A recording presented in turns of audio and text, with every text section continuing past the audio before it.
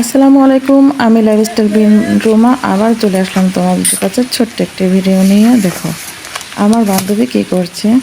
আমরা আসরের সময় ঘুম থেকে ওঠার পরে এই আম গাছের নিচে দিয়ে বসে থাকি। তো ও মোবাইলে দেখো বয়ফ্রেন্ডের সাথে মেসেজ করছে আর গাছে পানি দিচ্ছে। তো এতটাই গরম তাই আমি আম গাছের নিচে বসে আছি। আর ব্যাক ক্যামেরা তোমাদের ক্যামেরার পাশে দেখাতে পারছি না, আমি বসে বসে আম কাটছি। আর একটা বান্ধবী আসছে ওর বাসায় বাচ্চাকে নিয়ে। ও দেখো ও বাচ্চাদের কেয়ার করতেছে বা ওরে আম দিচ্ছে, ও খাচ্ছে, কিন্তু ওর আমি ফেস দেখাইতেছি না।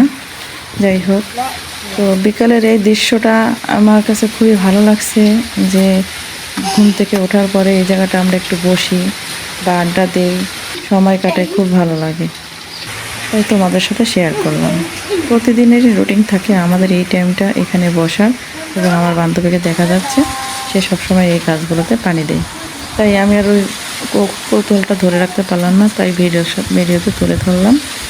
তো তোমাদের কাছে কেমন লাগলো অবশ্যই কমেন্ট করবে। আর আমার ভিডিওতে কোনো কথা যদি ভুল ত্রুটি হয় তাহলে আমার দৃষ্টিতে দেখবে।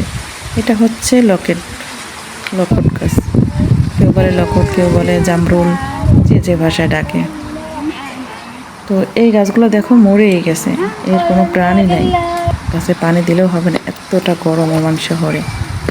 তো ভিডিওটা বেশি বড় করব না, খুব ছোট্ট একটা ভিডিও। তোমরা সবাই একটু স্টিক ছাড়াই দেখে নিও প্লিজ, তোমাদের অনুরোধ করলাম তোমরা একটু স্টিক ছাড়াই ভিডিওটা দেখে নিও।